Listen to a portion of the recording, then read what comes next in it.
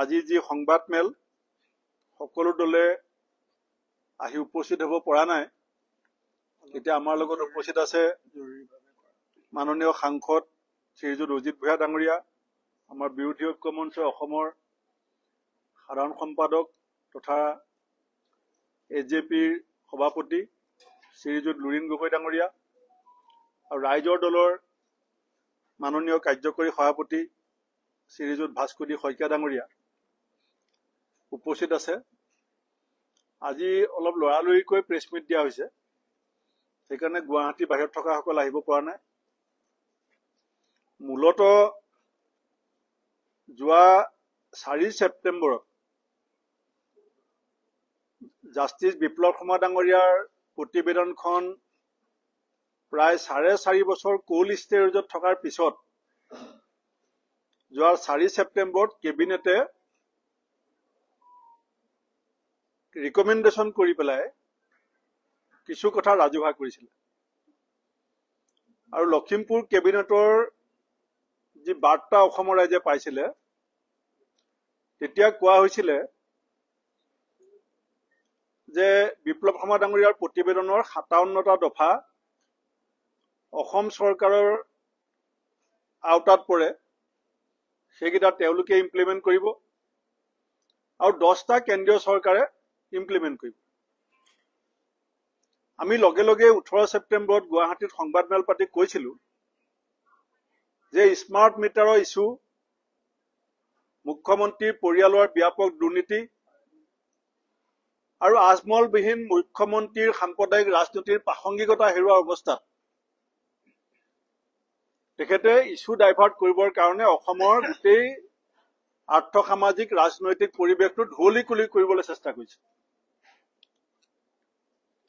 আমি বিৰোধী দলসমূহে বিগত সময়ছোৱাত যি ধৰণে অসম চুক্তিৰ 6 নং দফাক লৈ হেঁচা প্ৰয়োগ কৰি আহিছিল, আজি মই আমাৰ কংগ্ৰেছকে প্ৰমুখ্য কৰি গোটেইকেইটা বিৰোধী দলক মই অভিনন্দন জনাম যে আমাৰ হেঁচাত সেও মানি পেলাই 4.5 বছৰ কোল্ড ষ্টোৰেজত গাপ দি থোৱা বিপ্লৱ শৰ্মা ডাঙৰীয়াৰ প্ৰতিবেদনখন তেখেতে ৰাজনৈতিক অস্ত্ৰ হিচাপে 4 ছেপ্টেম্বৰত কেবিনেটত আলোচনা কৰিবলৈ বাধ্য হৈছিল।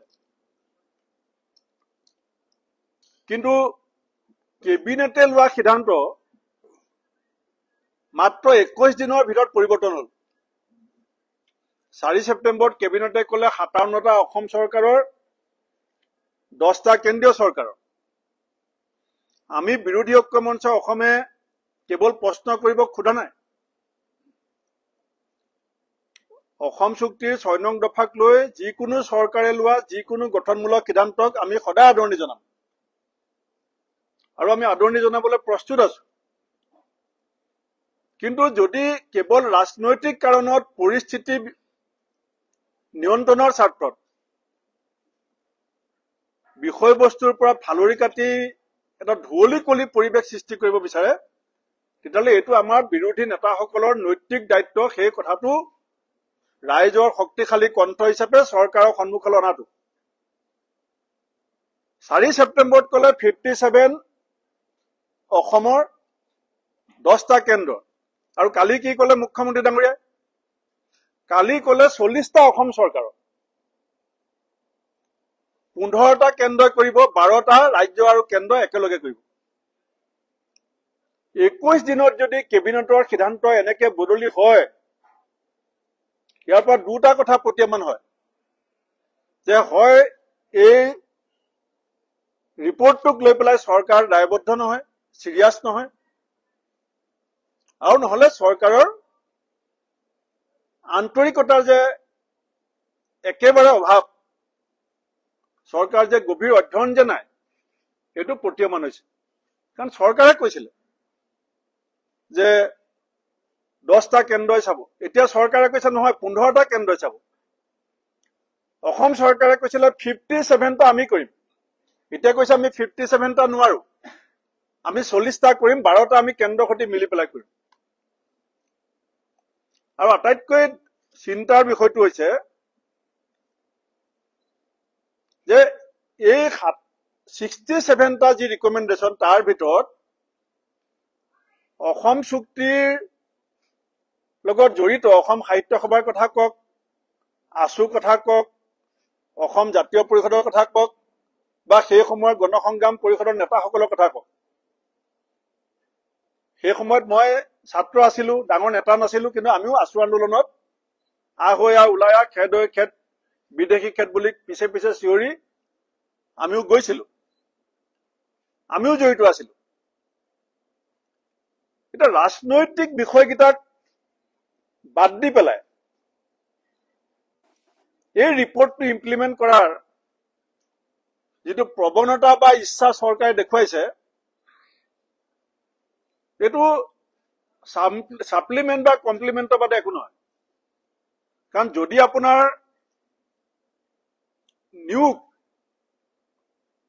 নিয়োগৰ ৰিজাৰ্ভেশ্যনৰ বিষয়টোক যদি বাদ দি চলা হয়, পাৰ্লিয়ামেণ্টত চিট কিমান ৰিজাৰ্ভ হ'ব, MLA এছেম্বলিত চিট কিমান ৰিজাৰ্ভ হ'ব, আপাৰ হাউচ হ'ব নে নহয়, ইনাৰ লাইন পাৰ্মিট হ'ব নে নহয়, সম্পদৰ পুনৰ আবণ্টনৰ বিষয়টো আলোচনা হ'ব নে নহয়, ইণ্ডো বাংলা দুখন দেশৰ মাজত যিখিনি বিষয় মীমাংসা হ'বলগীয়া আছে, ইণ্ডো বাংলা দ্বিপাক্ষিক বিষয় আলোচনা হ'ব নে নহয়, আৰু 71ৰ পাছত বিদেশী ৰূপে চিনাক্ত হোৱা সকলক অসমৰ বাহিৰৰ বিষয়টো কি হ'ব।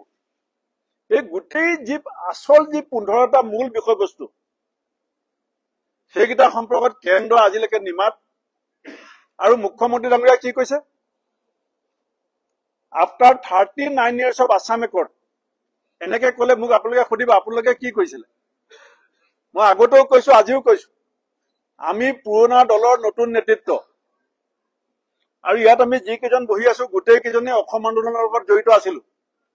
কোনোবা আগফালে আছিলে, কোনোবা পাছফালে আছিলে, কোনোবা মাজত আছিলে, আমি জড়িত আছিলো। গতিকে অসম চুক্তিৰ প্ৰতি আমি দায়বদ্ধ, আৰু সেইকাৰণে এই প্ৰশ্নৰ চৰকাৰে উত্তৰ দিব লাগিব যে ৰাজনৈতিক বিষয়কেইটাৰ ক্ষেত্ৰত এতিয়ালৈকে কেন্দ্ৰই এটা টু শব্দও মাত পতা নাই। আৰু কেন্দ্ৰক অনুৰোধ কৰিম বুলি কৈছে, কিন্তু 14 চনৰ লোকসভা নিৰ্বাচনত বৰ্তমান কেন্দ্ৰত শাসনাধিষ্ঠ বিজেপি দলটোৰ গোটেই কেইজন নেতাই অসমত আহি পেলাই ৰাজহুৱাভাৱে কৈছিলে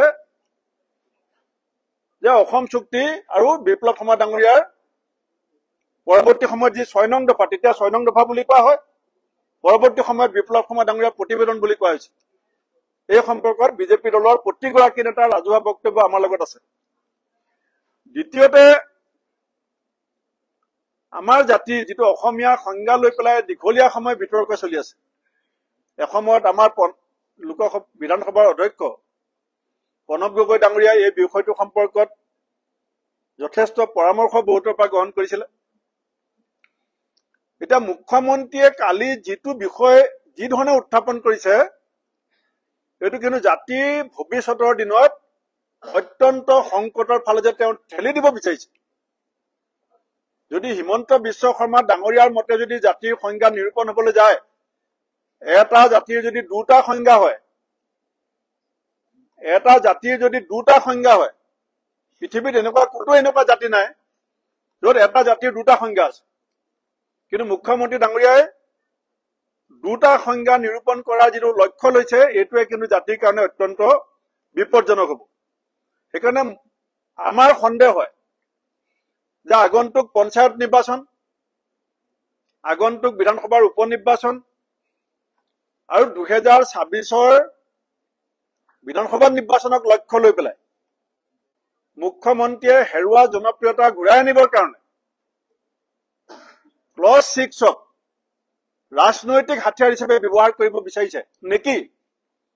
এই কথাটো এইকাৰণে কৈছো যে যদি অসম চৰকাৰে 57-10 ৰিকমেণ্ডেশ্যন বুলি ক'ব পাৰে, এতিয়া 40-12-15 কৰিব পাৰে, এতিয়ালৈকে কেন্দ্ৰীয় চৰকাৰে এবাৰ মাত এটা নাই মতা কিয়? এই প্ৰতিবেদনখনৰ এক্সিষ্টেন্স আৰু এক্সেপ্টেন্স এণ্ড এক্সিষ্টেন্স অফ জাষ্টিছ বিপ্লৱ শৰ্মাৰ recommendation must be recognized by the central government. যদি চেন্ট্ৰেল গভৰ্ণমেণ্টে এক্সিষ্টেন্স আৰু এক্সেপ্টেন্সৰ সম্পৰ্কত একো নকয়, যে অসমৰ মুখ্যমন্ত্ৰীয়ে কেৱল এই বিষয়টো লৈ পেলাই আবুৱা ভৰিবলৈ চেষ্টা কৰিলে, এই কথাবিলাকত যদি বেলেগেও মৌনভাৱে সহযোগিতা কৰিবলৈ যায়, এসময়ত কিন্তু সকলোৱে ৰাইজৰ সন্মুখত জবাব দি হ'ব লাগিব। সেইকাৰণে মই আৰু কিছু কথা ক'বলগীয়া আছে। তেখেতে কৈছে যে শিলসাকু উচ্ছেদৰ সম্পৰ্কত জাষ্টিছ বিপ্লৱ শৰ্মা ডাঙৰীয়াৰ ৰিকমেণ্ডেশ্যন আছিলে, মুখ্যমন্ত্ৰীয়ে বোলে এনে গালি খাই থাকে। মই হিমন্ত বিশ্ব শৰ্মা ডাঙৰীয়াক সুধিব বিচাৰিছো যে জাষ্টিছ বিপ্লৱ শৰ্মা ডাঙৰীয়াই যেতিয়া শিলসাকুৰ ৰিকমেণ্ডেশ্যনৰ কথা কৈছিলে, তাত এইটো লিখা আছিল নেকি যে জিঞ্জাৰ হোটেলখন উচ্ছেদ কৰিব নালাগে, আজমলৰ যিটো তাতে কেম্পাছ আছে সেই কেম্পাছটো উচ্ছেদ কৰিব নালাগে? আপুনি খেনুক দেখি ৰাণু বাহু, খেনুক দেখি দুৱাৰ বান্ধু, তেনেকুৱা ৰিকমেণ্ডেশ্যন বিপ্লৱ শৰ্মা ডাঙৰীয়াই কৰিছিল নেকি যে শিলসাকুত আপুনি জিঞ্জাৰ হোটেলখন আৰু আজমল ডাঙৰীয়াৰ সেই কেম্পাছটোক বাদ দি পেলাই উচ্ছেদ চলাব? এই কথাবিলাকো অসমৰ ৰাইজক, অসমৰ মুখ্যমন্ত্ৰীয়ে জনাব লাগিব। লগতে আমি আহ্বান জনাইছো যে কোল্ড ষ্টোৰেজৰ পৰা 4.5 বছৰৰ মূৰত আপুনি যেনেকে বিপ্লৱ শৰ্মা ডাঙৰীয়া প্ৰতিবেদনখন উলিয়াই আনিছে, NRCও 19 চনৰ পৰা এতিয়া প্ৰায় 4.5 বছৰ হ'ল, আৰু 6 জনগোষ্ঠীৰ জনজাতিকৰণ বিষয়টো আপোনালোকে কথা দিয়া এতিয়া 8 বছৰ পাৰ হ'ল। এই দুটা বিষয়ও আপুনি কোল্ড ষ্টোৰেজৰ পৰা আনি অসমৰ ৰাইজৰ সন্মুখত ইয়াৰ সম্পৰ্কত আপোনাৰ দলৰ আৰু চৰকাৰৰ স্থিতি আপুনি স্পষ্ট কৰক। মই এতিয়া আমাৰ মাননীয় সাধাৰণ সম্পাদক লুইন গগৈ ডাঙৰীয়া বা আমাৰ 3গৰাকী নেতা আছে, তেওঁলোকক মই বক্তব্য ৰাখিবলৈ অনুৰোধ কৰিছো। সন্মানীয় সাংবাদিক বন্ধুসকল, আজি এই সংবাদমেলত উপস্থিত থকা আমাৰ বিৰোধী ঐক্য মঞ্চৰ সন্মানীয় সভাপতি, প্ৰদেশ কংগ্ৰেছৰ সন্মানীয় সভাপতি ভূপেন বৰা ডাঙৰীয়া, সন্মানীয় সাংসদ অজিত কুমাৰ ভূঞা ডাঙৰীয়া, ৰাইজৰ দলৰ কাৰ্যকৰী সভাপতি ভাস্পতি শইকীয়া ডাঙৰীয়া, মই আপোনালোক সকলোলৈকে বিৰোধী ঐক্য মঞ্চৰ তৰফৰ পৰা আন্তৰিক শুভেচ্ছা জ্ঞাপন কৰিছো। আজি এই বিশেষ সংবাদমেললৈ আপোনালোক সকলোকে আদৰণি জনাইছো।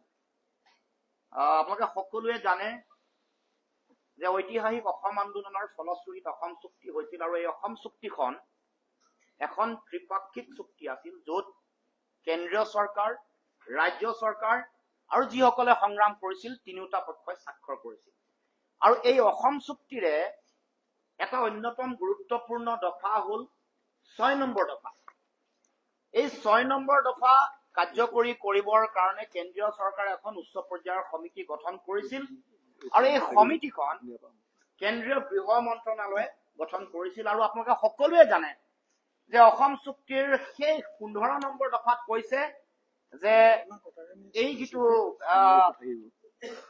এই যিখন চুক্তি, এইখন চুক্তিৰ ইমপ্লিমেণ্টেশ্যনৰ ক্ষেত্ৰত the Home Ministry will be the nodal ministry for the implementation of the whole accord. এইটো উল্লেখ আছে। গতিকে তাৰ পাছত এতিয়া কেন্দ্ৰীয় গৃহ মন্ত্ৰণালয়ে গঠন কৰি দিয়া এখন উচ্চ পৰ্যায়ৰ সমিতি, দেশৰ পবিত্ৰ সংসদৰ মজিয়াত, লোকসভা আৰু ৰাজ্যসভাৰ মজিয়াত কেন্দ্ৰীয় গৃহমন্ত্ৰীয়ে দিয়া বক্তব্য 31 জুলাই 2019 আৰু 11 ডিচেম্বৰ 2019, এই দুটা দিনত কেন্দ্ৰীয় গৃহমন্ত্ৰীয়ে কৈছে যে অসমৰ মানুহৰ, অসমৰ খিলঞ্জীয়া অসমীয়া ভূমিপুত্ৰ মানুহৰ তেওঁলোকৰ সাংবিধানিক ৰক্ষা কৱচ দিবৰ কাৰণে তেওঁলোকে এখন উচ্চ পৰ্যায়ৰ সমিতি গঠন কৰি দিছে, যাৰ যোগেদি ভাষিক, সাংস্কৃতিক সকলো ধৰণৰ কথা বতৰা, ৰাজনৈতিক অধিকাৰ সুৰক্ষিত হ'ব। এইবুলি ঘোষণা কৰাৰ পাছত পবিত্ৰ সংসদৰ মজিয়াত এইবুলিও কৈছিল যে এই প্ৰতিবেদনখন জমা দিয়াৰ লগে লগে দাড়ি আৰু কমা যি আছে সেইবোৰো কাৰ্যকৰী কৰিব।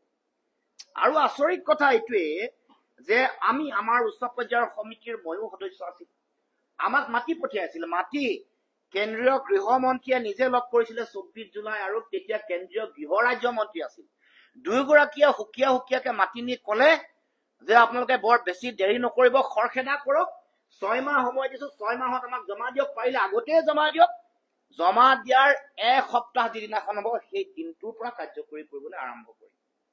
কিন্তু আমাৰ সন্মানীয় সভাপতি ডাঙৰীয়াই কবৰ দৰে জমা দিয়া দিনটো হৈ গ'ল 10 ফেব্ৰুৱাৰী 2020, আৰু যিদিনাখন এখন প্ৰতিবেদন যিদিনাখন তেওঁলোকে এখন গঠন কৰিছিল সেইখন হৈ গ'ল 15, তেওঁলোকে মানে যিদিনাখন তেওঁলোকে গঠন কৰিছিল সেই তাৰিখটো 15 জুলাই 2019।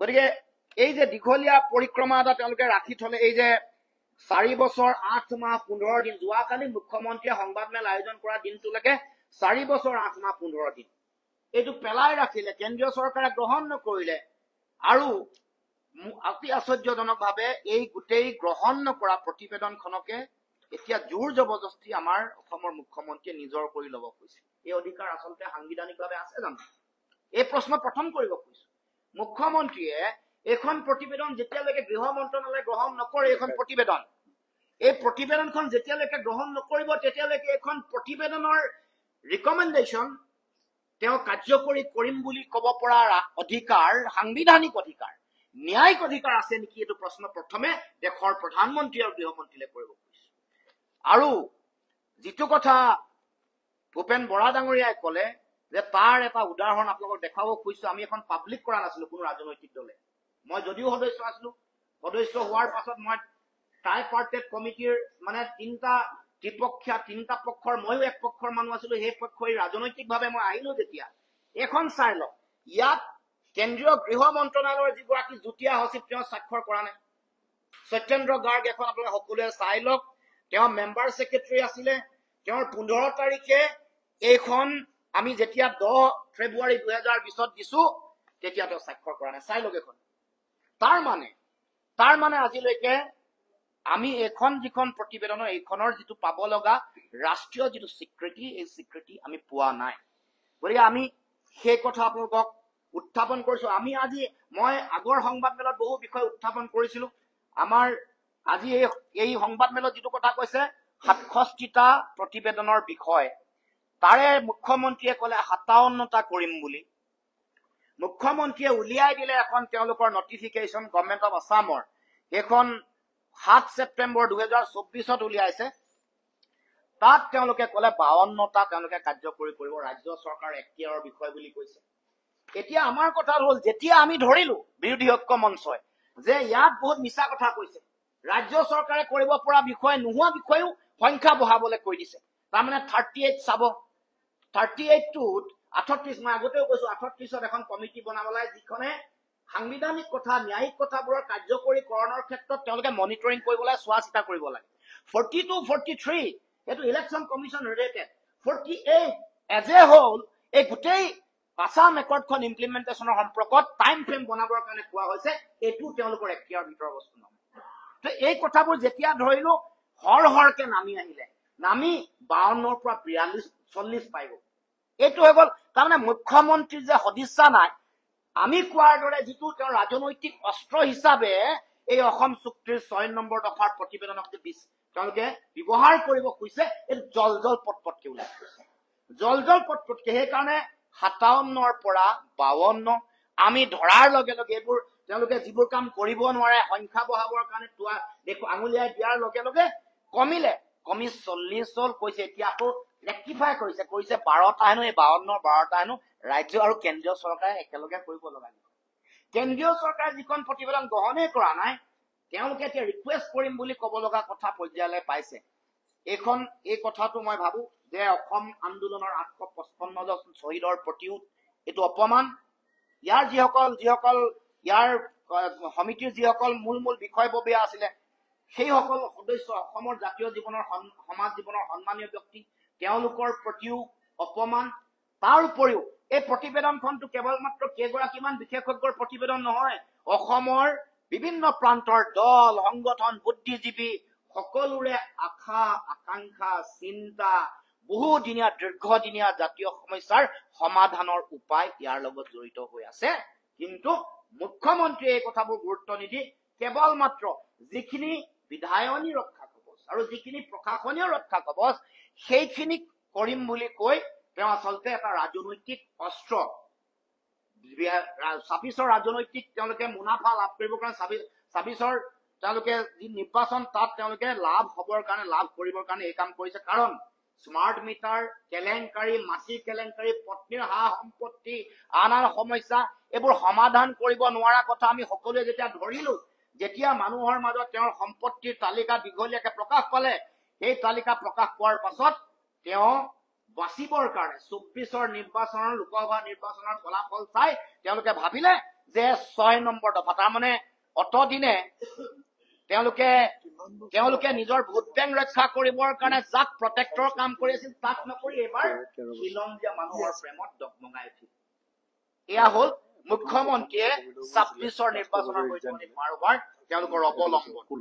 কিন্তু এতিয়া আমি এই কথাটো ৰাইজে ইতিমধ্যে গম পাইছে যে মুখ্যমন্ত্ৰীয়ে এইখনক ব্যৱহাৰ কৰি তেওঁলোকে নিৰ্বাচনৰ বৈতৰণি পাৰ হ'ব খুজিছে।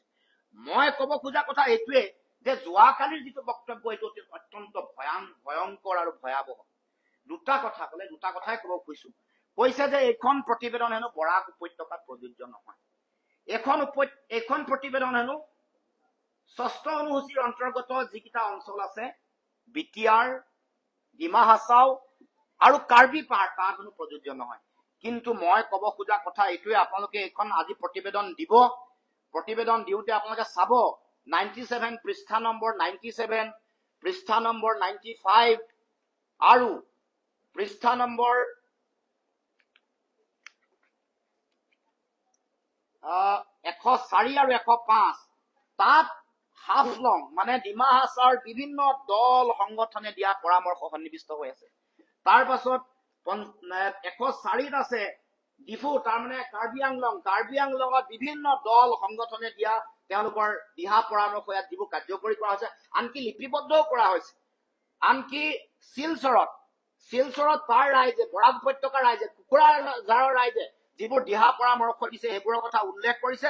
আৰু ইয়াত আপোনালোকে চাব এইখন তালিকাত কেনেকে কি পৰামৰ্শ, মই দুটামানে কৈছো। এটা কৈছো তেওঁলোকে যে বৰাক উপত্যকা যে তেওঁলোকে উপেক্ষিত কৰিছে, খাচী জয়ন্তীয়া বৰাক ভেলীৰ, Khasi Jaintia community of Barak valley, তাৰ লগে লগে আৰু আছে তাত indigenous people of Barak valley, তাৰ লগে লগে মণিপুৰী কমিউনিটি বৰাক ভেলী, এইবোৰ ইমান তেওঁলোকৰ পৰামৰ্শ। আনকি তেওঁলোকে ষ্টেট গভৰ্ণমেণ্টৰ চাকৰিৰ সংৰক্ষণৰ কথাটো তেওঁলোকৰ পৰামৰ্শ কনচিডাৰেশ্যন কৰা বুলি এইখনত উল্লেখ আছে। তাৰ মানে এই যে কথাটো কৈছে ইয়াৰ লক্ষ্যটো কি?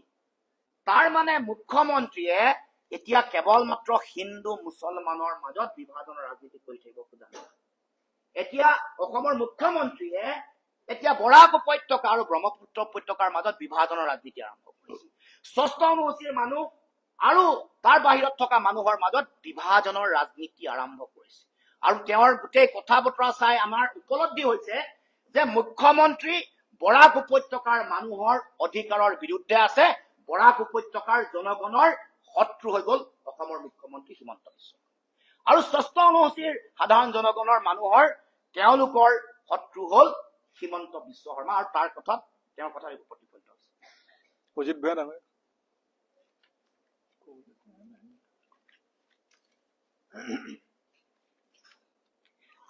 অসমৰ অসমীয়া আৰু খিলঞ্জীয়া মানুহৰ স্বাৰ্থৰ লগত জড়িত এটা ইমান গুৰুত্বপূৰ্ণ বিষয়, য'ত ইমান 800 অধিক শ্বহীদ হ'ল, যিটো এটা আন্দোলন হ'ল, সেই গুৰুত্বপূৰ্ণ বিষয়টোক লৈ অসমৰ মুখ্যমন্ত্ৰী হিমন্ত বিশ্ব শৰ্মাই যি ষড়যন্ত্ৰমূলক ৰাজনীতি কৰিছে সেই বিষয়ে সকীয়াই দিবলৈ আচলতে আপোনালোকৰ ওচৰলৈ আমি আহিছো। আমি ইতিমধ্যে তেওঁ যেতিয়া এই ষড়যন্ত্ৰ আৰম্ভ কৰিছে, লগে লগে আমি ৰাইজৰ ওচৰলৈ গৈ আপোনালোকৰ জৰিয়তে বিভিন্ন প্ৰশ্ন উত্থাপন কৰিছো। আৰু যোৱা মঙলবাৰে মই আৰু লুৰিণজ্যোতি গগৈয়ে, তাৰ আগতে ভূপেন বৰা ডাঙৰীয়াই নানান প্ৰশ্ন মুখ্যমন্ত্ৰীক সুধিছে। যোৱা মঙলবাৰে আপোনালোকৰ নিশ্চয় মনত আছে যে আমি কিছুমান খুব পোনপটীয়াকৈ মুখ্যমন্ত্ৰীক প্ৰশ্ন কৰিছিল। আৰু তেওঁ লগে লগে কালি সদৌ অসম ছাত্ৰ সন্থাক মাতি আনি তেওঁ এনেকুৱা এটা পৰিৱেশ সৃষ্টি কৰিলে, বা যি নহওক, যে তেওঁ ক'বলৈ যে বাধ্য হ'ল, ভূপেন বৰা ডাঙৰীয়াই কোৱাৰ দৰে যে তেওঁ ক'বলৈ অৱশেষত বাধ্য হ'ল আমাৰ হেঁচাৰ কাৰণে। কিন্তু তাত তেওঁ আমাৰ প্ৰশ্নৰ উত্তৰ নিদিলে। সেইকাৰণে আমি আজি আকৌ এই প্ৰশ্ন কৰিবলগীয়া হৈছে। প্ৰথম কথা যে তেওঁ বাৰে বাৰে প্ৰতিটো অসমৰ স্বাৰ্থৰ লগত জড়িত বিষয়ক লৈ তেওঁ ক্ষমতাৰ ৰাজনীতিত মগ্ন হৈ আহিছে। এই কথা উদঙাই দিয়াৰ খুব প্ৰয়োজন আছে, কাৰণ মানুহে ভাবিব পাৰে যেন তেওঁ এটা সাংঘাতিক ভাল কাম কৰিবলৈ ওলাইছে। কাৰণ সেই কামটোৰ লগত সমুজ্জ্বল কুমাৰ ভট্টাচাৰ্যও জড়িত হৈ পৰিছে সেইকাৰণে মই এইটো ক'ব খুজিছো যে তেওঁ টেঙাম বেচিবৰ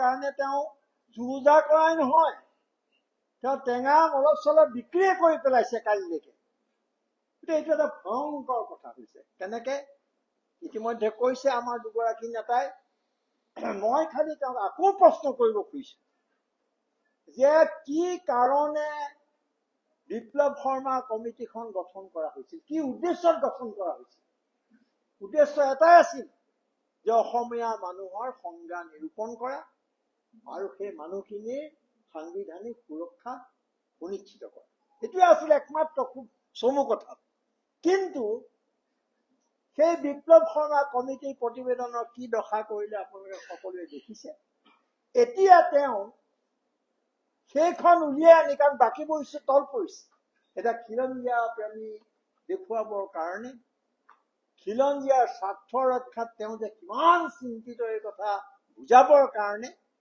তেওঁ এই কমিটিৰ প্ৰতিবেদনখন লৈ বা খচৰাখনক লৈ পেলাই তেওঁ ভয়ংকৰ ৰাজনীতিত নিমজ্জিত হৈছে কেনেকে তেওঁ অসমীয়া কৈছে ইতিমধ্যে তথাপিও মই আকৌ সুধিছো আমি সেইদিনাও সুধিছিলো যে অসমীয়াৰ দুটা সংজ্ঞা কেনেকে হ'ব পাৰে কাৰণ বিপ্লৱ শৰ্মা কমিটি তেওঁ দিয়া সংজ্ঞা নহয় তাত 51 চনৰ আগতে অহা অসমীয়া বা যিকোনো ইণ্ডিজিনাছ মানুহে নিজৰ ভাষা কোৱাখিনি অসমীয়া কিন্তু তেওঁ ভূমি নীতিত অসমীয়া কি ক'লে 3টা পুৰুষৰ মানুহ অসমীয়া 3টা পুৰুষ হলে ভূপেন বৰাৰ দেউতাক আৰু ককাক দেউতাক আৰু ভূপেন বৰা 3জন মিলি পেলাই তাৰমানে অসমীয়া হৈ গ'ল এইটো এই বিপ্লৱ শৰ্মা প্ৰতিবেদনৰ লগত কিমান তাৰ বিপৰীত এটা স্থিতি সম্পূৰ্ণ বেলেগ ধৰণৰ এটা কথা আৰু কালি তেওঁ অসমীয়াৰ দুটা সংজ্ঞা দাঙি ধৰিছিল এটা কিমান ভয়ংকৰ কথা সেইকাৰণে টেঙাম বেচিবলৈ তেওঁ একেবাৰে আধা নহয় অলপ চলপ বিক্ৰী কৰা আৰম্ভ কৰিছে এই ক্ষেত্ৰত যদি আমাৰ মানুহে সজাগ হৈ এতিয়াই তাৰ প্ৰতিবাদ নকৰে বন্ধ নকৰে এটা মৃত্যু ঘণ্টাৰ দৰে বিবেচিত হ'ব আৰু এটা ভয়ংকৰ অৱস্থালৈ আমি গতি কৰিম মোৰ দুটাই কথা যে ইতিমধ্যে কোৱা হৈছে যে এইখন কমিটি প্ৰতিবেদন লুকা-ভাকু হ'ল ক'ত হেৰাই গৈছিলে এটা সময় ক'ত আছিলে কোনেও নাজানে এখন জাৰি জোকাৰি উলিয়াই আনি পেলাই এতিয়া তাৰ ৰাজনীতি কৰিব খোজা হৈছে সেই ৰাজনীতি হ'ল 26ৰ নিৰ্বাচন আৰু যিধৰণে তেওঁ সাম্প্ৰদায়িক ৰাজনীতি কৰে সেই সাম্প্ৰদায়িক ৰাজনীতিত আৰু বেছি ঘিউ ঢলাৰ তেওঁ ৰাজনীতি সেইকাৰণে লুৰিণজ্যোতি গগৈ কৈছে যে তেওঁ বৰাক উপত্যকাত বাদ দিলে ষষ্ঠ কি কয় এইটো অনুসূচী এইটো বাদ দি ললে কিন্তু বিপ্লৱ কৰ্মা সমিতিৰ প্ৰতিবেদনত ক'ৰবাত আছে নেকি আমাৰ লুৰিণজ্যোতি গগৈ তাৰ এগৰাকী সদস্য ক'ৰবাত আছে নেকি যে অসমৰ এইখিনি জেগাক বাদ দি পেলাই অসমীয়া নিৰ্ধাৰণ কৰিব লাগিব আছে নেকি এই কমিটিখনৰ এই প্ৰতিবেদনখন সমগ্ৰ অসমত ৰূপায়ণ কৰাৰ কথা কোৱা হৈছে তাতো এইকেইটা অঞ্চল বাদ দিয়াৰ কথা কোৱা হোৱা নাই সেই অধিকাৰ কোনে দিলে হিমন্ত বিশ্ব শৰ্মাক ক'ত পালে তেওঁৰ অধিকাৰ আৰু এই মুহূৰ্তলৈকে যদি অসম চৰকাৰে এইখন কাৰ্যকৰী কৰিব পাৰে তেতিয়াহ'লে ভাৰতৰ গৃহ বিভাগে কিয় এখন গঠন কৰিবলগীয়া হ'ল কোনো কাৰণ নাছিলে তেওঁ ফাঁকি কিমান ডাঙৰ ফাঁকি মাৰি আছে অসমৰ মানুহৰ চকুত ধুলি দি আছে এতিয়া তেওঁ যিটো কোৱা হৈছিলে গৃহ বিভাগে এই পৰ্যন্ত এখন গ্ৰহণ কৰা নাই কোনেও নাজানে যে এইখন গ্ৰহণ কৰাৰ কথা কোনেও শুনা নাই নেজানে যেতিয়ালৈকে গৃহ বিভাগে এখন গ্ৰহণ নকৰে অনুমোদন নকৰে কোন মুখ্যমন্ত্ৰী ইয়াত হিমন্ত বিশ্ব শৰ্মাৰ অধিকাৰ আছে বা ক্ষমতা আছে যে এইখন তেওঁ ৰূপায়ণ কৰিব পাৰে এই কলাক্ষেত্ৰত টকা দিয়া বিশ্ববিদ্যালয়ত ধন দিয়া এইবোৰ কাৰণেতো এখন নালাগে এইবিলাক প্ৰশাসনিক বিষয় যিকোনো এজন মুখ্যমন্ত্ৰীয়ে যিকোনো এখন চৰকাৰে এইবোৰ টকা দিব পাৰে এইবোৰ দিছে তেওঁলোকে লগত কিন্তু মূল কথাটো আকৌ কৈছো যে সাংবিধানিক সুৰক্ষা এই সাংবিধানিক সুৰক্ষা কি কয় সংবিধান সংশোধন অবিহনে কেতিয়াও আহিব নোৱাৰে আৰু এই কথাটো বিপ্লৱ শৰ্মাৰ প্ৰতিবেদনত স্পষ্টকৈ আছে সংবিধান সংশোধনৰ বিষয়টো আছে না। গতিকে সংবিধান যেতিয়া সংশোধন তুমি কৰিব নোৱাৰা, সেইটো কেন্দ্ৰীয় চৰকাৰৰ এখতিয়াৰ। আমাৰ গোটেই জাতিটোৰ সামগ্ৰিক সুৰক্ষাৰ কাৰণে এখন কমিটি গঠন কৰি দিয়া হৈছিল। সাংবিধানিক সুৰক্ষাৰ কাৰণে গঠন কৰা কমিটিখনৰ প্ৰতিবেদনত অনুমোদনত তুমি আঁতৰাই থৈ তাক ভাগ ভাগ কৰি 3টা ভাগত ভাগ কৰিছে। এই অধিকাৰ তোমাক কোনে দিলে? আৰু অসমীয়াৰ সংজ্ঞা কিয় গ্ৰহণযোগ্য নহয় তোমাৰ কাৰণে বা কেন্দ্ৰীয় চৰকাৰ? যি অসমীয়াৰ সংজ্ঞা এই প্ৰতিবেদনত খুব স্পষ্টভাৱে লাগিছে। মই সেইকাৰণে হিমন্ত বিশ্ব শৰ্মাক সুধিব খুজিছো ইয়াৰ পৰা যে তেওঁ 12 নে 13 বছৰ অসম চুক্তি ৰূপায়ণৰ মিনিষ্টাৰ আছিল, মন্ত্ৰী আছিল। কেইজন বাংলাদেশী খেদিলে?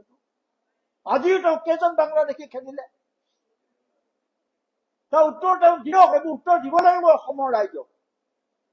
কিন্তু তেওঁ তাক লৈ কিমান ভয়ংকৰ ৰাজনীতি মগ্ন হৈছে সেই কথাটো আমাৰ বাবে সচেতন মানুহৰ কাৰণে, অসমৰ ৰাইজৰ কাৰণে অতি উদ্বেগজনক। তেওঁ মন্ত্ৰী হৈ থাকিলে, আজি মই সেইকাৰণে এটা এটাকে সুধিছো। 1 নম্বৰ, তেওঁ বাংলাদেশীক কিয় বহিষ্কাৰ কৰিব পৰা নাই? 5 মিনিটৰ ভিতৰত বাংলাদেশীক কিয় আজিলৈকে বহিষ্কাৰ কৰিব পৰা নাই? 1। 2 নম্বৰ, অসম চুক্তিত NRCৰ কথা আছিলে, NRC হৈছিলে। আজিও কিয় মুখ্যমন্ত্ৰী চৰকাৰে, অসম চৰকাৰে সুপ্ৰিম কোৰ্টত NRC গোচৰত এফিডেভিট দিব পৰা নাই? কিয় দিব পৰা নাই? উত্তৰ দিয়ক। আকৌ পৰহি আমি প্ৰশ্ন কৰিলো, উত্তৰ নাই। আজি আকৌ প্ৰশ্ন কৰিছো যে NRC তেওঁলোকে এফিডেভিট কিয় দিব পৰা নাই? বাংলাদেশীক কিয় তেওঁ এজনো বহিষ্কাৰ কৰিব পৰা নাই? বৰং তেওঁ ইয়ালৈ আৰু হিন্দু বাংলাদেশী অনাৰ ব্যৱস্থা কৰিলে। এইবোৰ ইতিহাসে তেওঁ কেতিয়াও ক্ষমা নকৰে। গতিকে আমি ইয়াৰ বিৰোধিতা, এই ৰাজনীতিৰ বিৰোধিতা কৰিছো। এই লেতেৰা ৰাজনীতি, তেওঁৰ এই মিছলীয়া ৰাজনীতি, তেওঁৰ এই সুবিধাবাদী ৰাজনীতি। কৈছে আমাৰ নেতাই, মই সন্মান জনাইছো, কৈছে যে তেওঁৰ সদিচ্ছা নাই। সদিচ্ছা নহয়, তেওঁ ষড়যন্ত্ৰৰ এটা অংশ।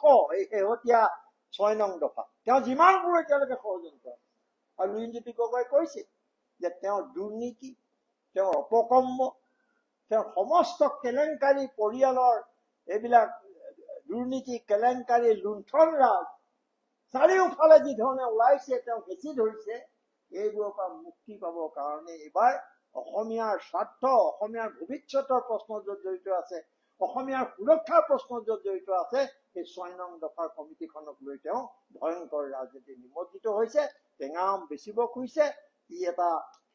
ইয়াৰ বিৰুদ্ধে আমি তেওঁক সতৰ্ক কৰি দিছো আৰু এই প্ৰশ্নবোৰৰ উত্তৰ বিচাৰিছো।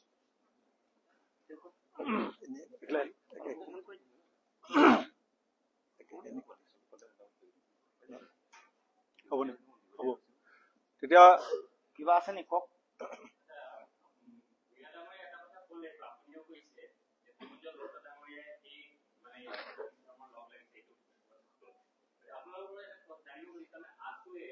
হিমন্ত বিশ্ব শৰ্মা ডাঙৰীয়াৰ মুখ্যমন্ত্ৰীৰ যোনটো প্ৰচেষ্টা বা যোনটো আপোনাক এৰিগেশ্যন যে 2026ৰ ইলেকশ্যনৰ ভোটাৰটি মাৰবৰ কাৰণে গোটেইখিনি কৰি আছে, আছুও সেইটো সমভাগী হৈছে নেকি?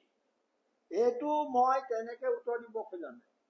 পৰহিও মই সংবাদমেলত কৈছো যে মুখ্যমন্ত্ৰী হিমন্ত বিশ্ব শৰ্মাক আজি মই যিকেইটা প্ৰশ্ন কৰিছো, একেকেইটা প্ৰশ্ন মই সংযোগগত সুযোগ কৰিব খুজিছো, তেওঁ তাৰ উত্তৰ দিব।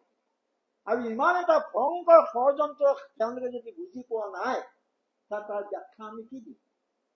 যিকেইটা বিষয়ৰ ওপৰত অসম চৰকাৰৰ কোনো এখতিয়াৰ নাই, সাংবিধানিক সুৰক্ষাৰ প্ৰশ্ন তেওঁলোকক কৰিবলৈ একো নাই, যিখন প্ৰতিবেদন গৃহ মন্ত্ৰালয়ে এই পৰ্যন্ত গ্ৰহণ কৰা নাই, তাত কি যুক্তি সমুজ্জ্বল কুমাৰ ভট্টাচাৰ্যই চৰকাৰৰ সহযোগিতা কৰিলে আগবাঢ়ি গ'ল? তাৰ উত্তৰ আপোনালোকে নিজেই বিচাৰি লওক, আমাৰ পৰা বিচাৰি লওক। মই 1 লাইন আকৌ কৈ দিছো, মানে এই গোটেই ৰিপৰ্টটোক আপুনি দুভাগত ভগাই ল'ব পাৰে, এডমিনিষ্ট্ৰেটিভ আৰু পলিটিকেল। এতিয়া এডমিনিষ্ট্ৰেটিভ বিষয়বিলাক যিকোনো এখন যেতিয়া ৰিকমেণ্ডেশ্যন আহে, কিবা এখন অসম চুক্তি হৈছিলে, অসম চুক্তিখনতো সত্ৰ উন্নয়নৰ কথা আছে। কিন্তু অসম চুক্তিখনৰ মূল লক্ষ্যটো সত্ৰ উন্নয়ন নহয়। অসম চুক্তিৰ আত্মাটোৰ নামেই হৈছে 6 নং দফা। চুক্তি এখনত বহুত এতিয়া ৰিকমেণ্ডেশ্যনত বহুত আছে। এতিয়া মুখ্যমন্ত্ৰীয়ে কালি যিকেইটা কথা কৈছে সেইটো যে ভূমি, ভাষিক আৰু সাংস্কৃতিক। এতিয়া অজিত ভূঞা ডাঙৰীয়া যিটো ক'লে যে 3 পুৰুষ থাকিলে 3 পুৰুষৰ কথাটো মুখ্যমন্ত্ৰীয়ে ক'ব নালাগে।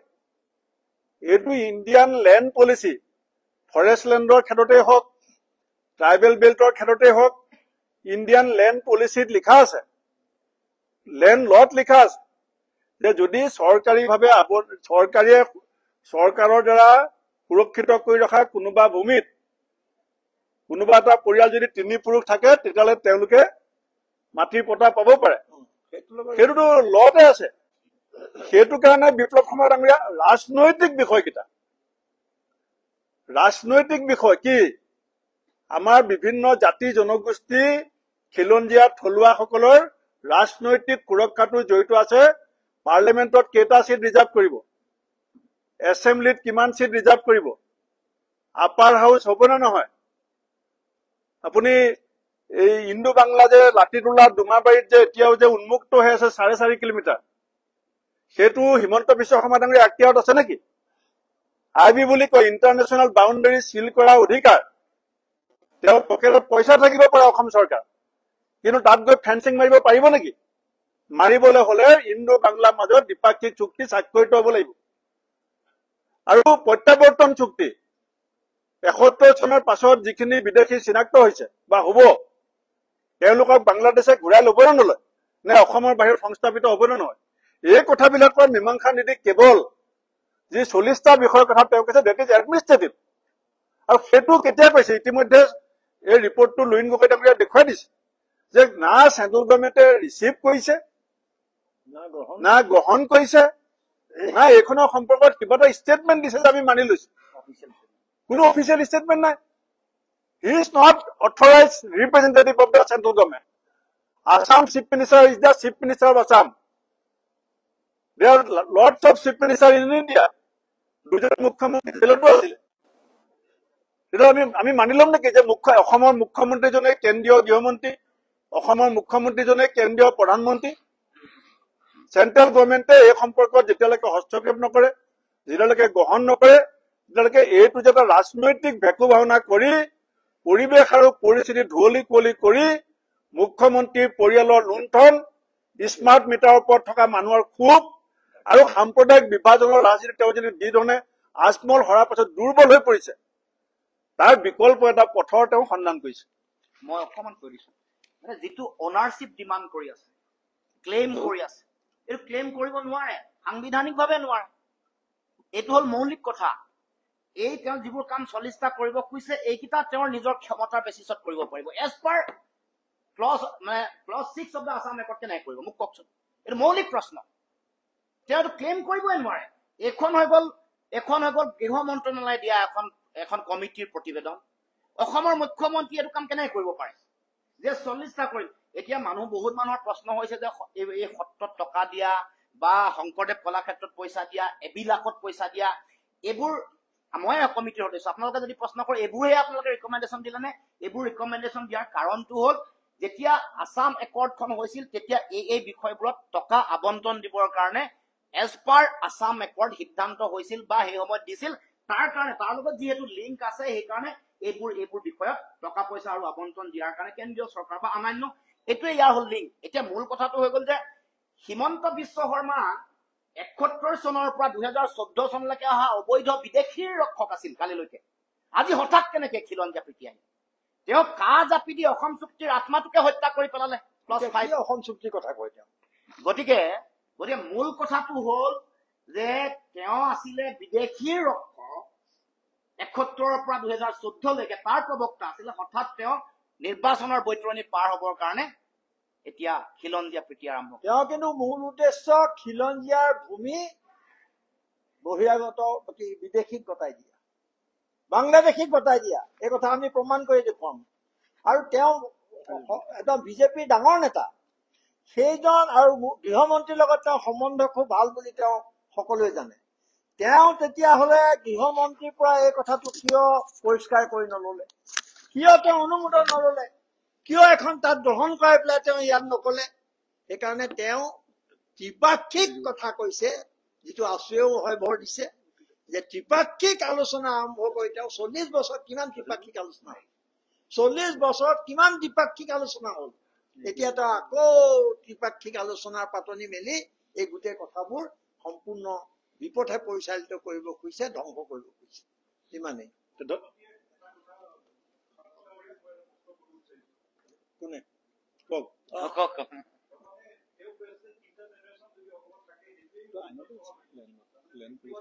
মই শুনিছো কালি হিচাপ এটা কৰিও দেখাইছে। নাই এইটো মুখ্যমন্ত্ৰীৰ নতুন বক্তব্য নহয়। এইটো আপোনালোকক মই গ্ৰুপত এইটো দি দিম। আজি কেইদিনমানৰ আগতে মই আপোনালোকে জানে গুৱাহাটী উচ্চতম ন্যায়ালয়ৰ বহু কেইজন অধিবক্তাৰ সৈতে আমি উলিয়াবলগীয়া নিউ লেণ্ড পলিচি সম্পৰ্কত কথা পাতিছো। তাত আমাৰ কেইবাগৰাকীও জ্যেষ্ঠ অধিবক্তাৰ বিভিন্ন বক্তব্য দিয়ে কথাটো কৈ থৈ গৈছে যে যেতিয়া কোনোবা এটা ৰিজাৰ্ভ ফৰেষ্ট বা ৰিজাৰ্ভ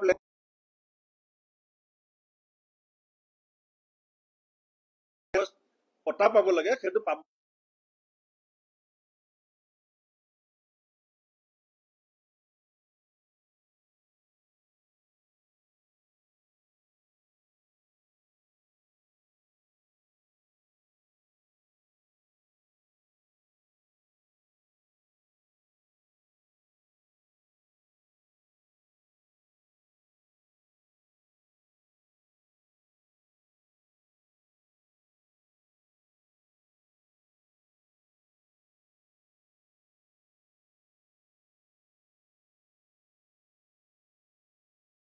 মূল কথাটো হৈছে